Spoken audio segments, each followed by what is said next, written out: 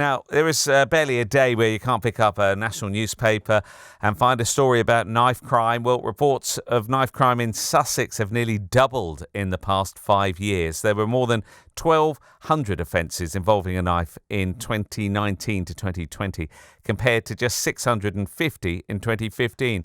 Here's Sarah, not her real name, but she told us her son was stabbed whilst working for a drugs gang in the southeast when he was just 15. She recalls the day the hospital rang to tell her her son had been injured.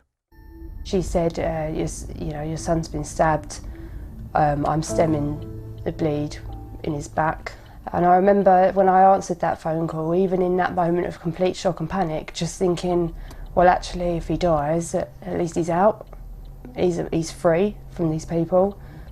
I remember really vividly the hospital put his wristband on and it had a fake name and a fake date of birth.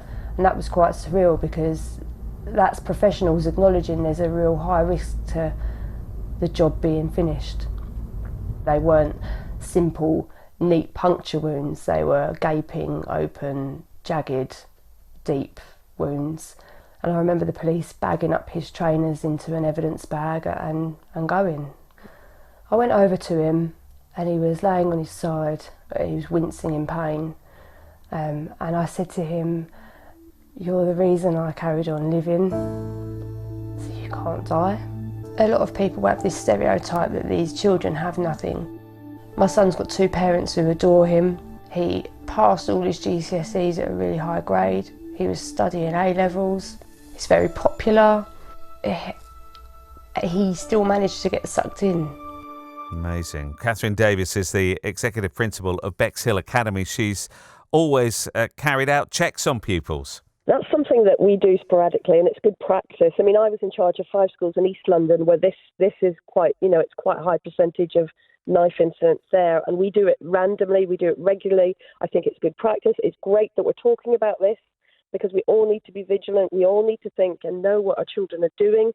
And, take responsibility. It's not just schools, it's not just the police, it's parents, it's other students as well.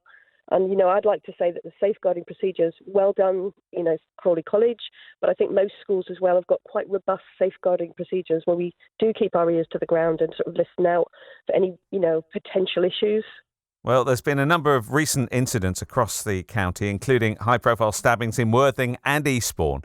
This week, both Sussex and Surrey police forces have launched a new campaign against knife crime. To get an idea of the impact of the problem, I've been speaking to Dr. Duncan Bootland, a consultant in emergency medicine at the Royal Sussex County Hospital in Brighton. When we look at the age group, it's a fairly wide age group, but our most common age group are people from their early to mid-20s through to their mid-30s. That's the most common age group that we see, predominantly men rather than women.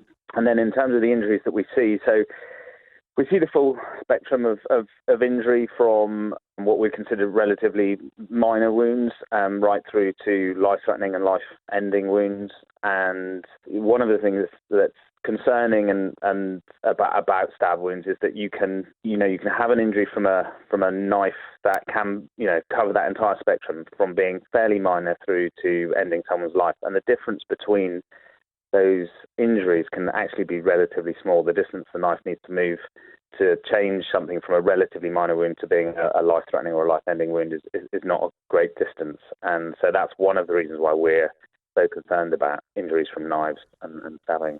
Gives me a chill just even talking about it. And we hear so much about young people carrying knives. Is that what you've seen in terms of the victims? So we do see younger adults carrying knives, and like I say, our most common age group is people in their early to mid-20s through to their mid-30s. So that's the group of people. Certainly the sense has been the last few years that that's something that has increased, people carrying weapons. And the nature of these incidents is that they're heat-of-the-moment incidents. And, if somebody is carrying a knife, then within the heat of the moment, it's obviously much easier for that knife to be used. And, that is part of what concerns us.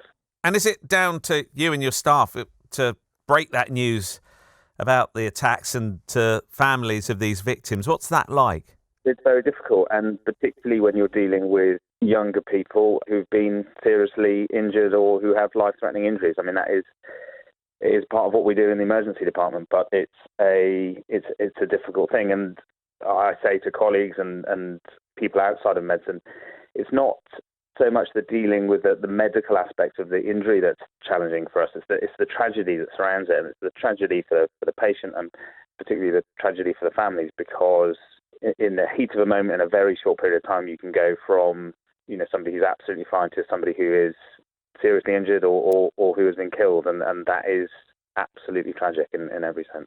So what would your message, you're somebody who treats the consequences of knife crime, what the message that you'd have for people who have armed themselves, who've perhaps felt pressured into carrying a knife for their own protection?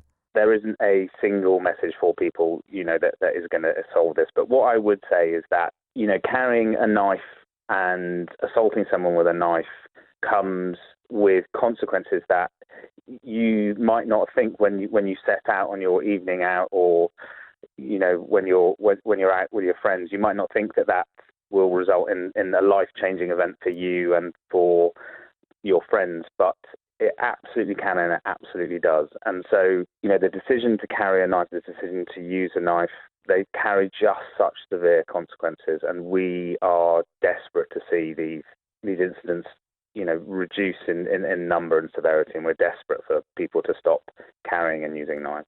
The voice of Dr. Duncan Bootland, a consultant in emergency medicine at the Royal Sussex County Hospital in Brighton.